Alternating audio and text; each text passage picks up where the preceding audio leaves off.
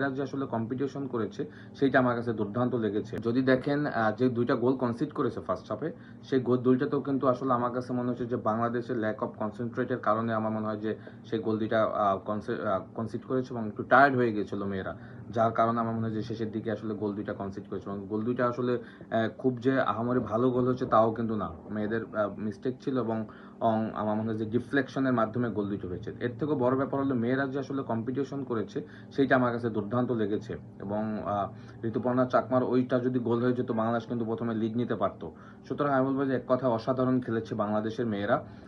আমার আসলে এক্সপেকটেশনের বাইরে থেকে আমার কাছে মনে হয় যে মেয়েরা ভালো পারফরমেন্স করেছে। পিটার বাটলার আসলে এখানে রূপনা চাকমাকে নামায় নাই, সে সেকেন্ড কিপার মিলিকে নামিয়েছে।